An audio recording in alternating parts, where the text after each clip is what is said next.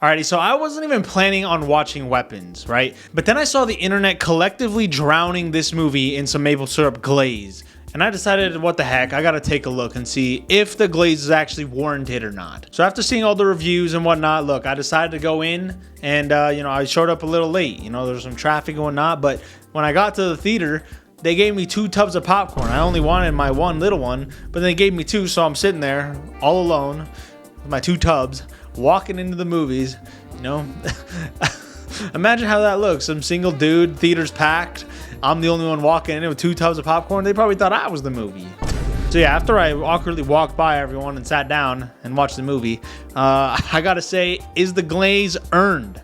Does it deserve this much glaze? And I'll say, for the most part, yeah, I'd say it does. For the most part. Now look, I'm not gonna sit here and say this was the best movie of the year. Is it a really good movie? Yeah. But there are some problems with it. But first and foremost, let me just give you a quick rundown of the plot. I know you guys probably heard it on every other review, but basically it's about 17 kids who randomly leave their house at 2:17 a.m. and nobody knows why, and the whole town is trying to figure out this case. That's literally the movie. And for the cast, we have the Silver Surfer, Thanos, and Wong. Plus some other randoms the internet will pretend to know. Not to mention, it's 2 hours and 8 minutes long. It has a 96% on Rotten Tomatoes and an 8 out of 10 on IMDb. But yeah, the glaze for the most part is earned. And let me just go into some pros and cons just to give you guys a better idea of what I thought and try to be as neutral as I can, as honest as I can. All right, so for the pros, look, the movie wastes no time getting the story going. It explains what happened to all the kids and basically how the town is now and how they all hate Justine. It does a good job of showing her perspective, the teacher. They're all pointing the finger at her like she's the one who Thanos snapped him away. And what they do with this movie is about every 20 minutes, and it might get a little shorter or longer depending, they do a perspective from a different character. So the first part is Justine, then it goes to Josh Brolin, and then there's some other characters that have their own perspective from the same day. All of it is the same day or same few days, all tying back in together, so you have a good idea of really the day and how everyone is viewing it. And there were some reviews saying that, man, I was on the edge of my seat, man. It was thrilling, suspense, so I couldn't wait to see what happened. And I'm just sitting there reading, I'm like, come on. But I'm not gonna lie, there were some scenes where I was like, all right, go on. And I think what this movie does well is the horror elements. I think they work well. From creepy sounds to visuals to even just certain jump scares. And it even had people in my theater kind of like gasping and stuff. Oh, not me, obviously. I wouldn't do that. But no, it had people literally like making noises at certain scenes. And I'm sitting there like... And surprisingly, this movie had comedy. And I'm not talking about jokes. I'm talking about people doing stuff on screen that just makes the audience laugh. That's how dumb it looks. And for the pacing, look, some people said that it does drag throughout the middle in certain areas. But for me, it didn't feel like too much. Maybe a touch long, but overall, not bad. And by the end, the story comes all together. All those mini perspectives come together and give you a somewhat satisfying ending for the most part. And this is where I'm going to go into some of the cons. Like, look, this movie had a few bruh moments. Like, if the entire town hates you, why don't you move? Like, the entire town hates you. You're just going to sit there and get roasted at the store? Like, come on. And after everything that happened, they're just like, look, Justine, you need to take some time, go home, just take care of yourself. And what does she do? Stalk kids. Also, there's a scene in here where someone brings Wong a tray of like hot dogs and chips and cookies and carrots. And the first thing he grabs is carrots. Yeah, that's how I knew this movie was fiction. And as far as the ending, I think it was underwhelming in a way. The movie had a certain tone that it was carrying throughout the entire movie for the most part. And then the end felt like Scary Movie 6.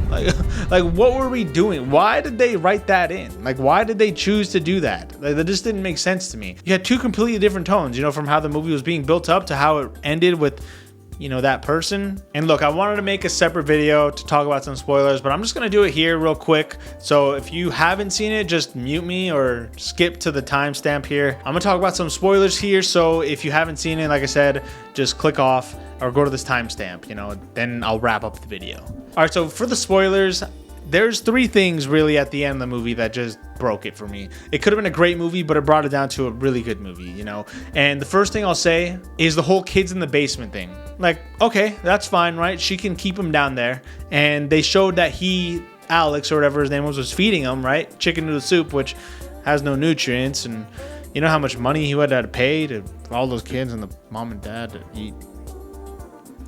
Regardless, I just want to know who's helping them when Mother Nature calls, right? When it's time, right? Duty calls.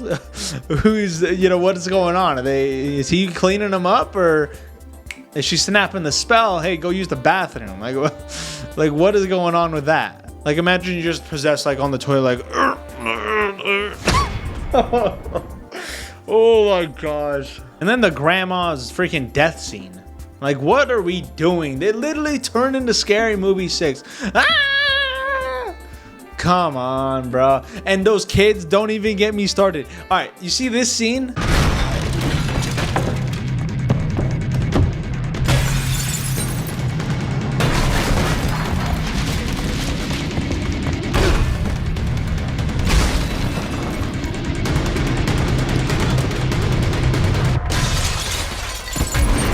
Now imagine 17 kids doing that. 17 Captain Americas just rushing through, going crazy, just slamming through the doors and the walls and the windows. Like, come on, that ain't happening. There were literally 17 Captain Americas running through.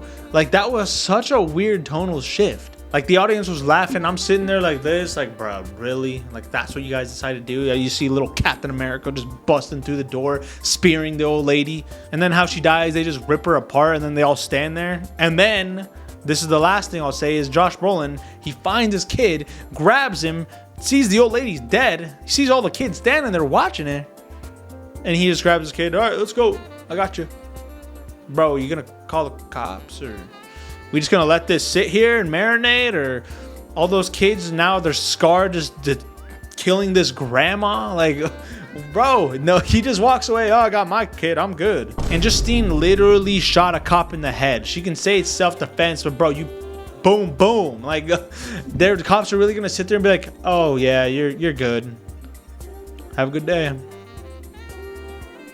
Well, I guess those cops might have. They didn't do a good job, but no, those were a few spoilers that I saw that just bugged me. Especially just the end. Why did the grandma die like that?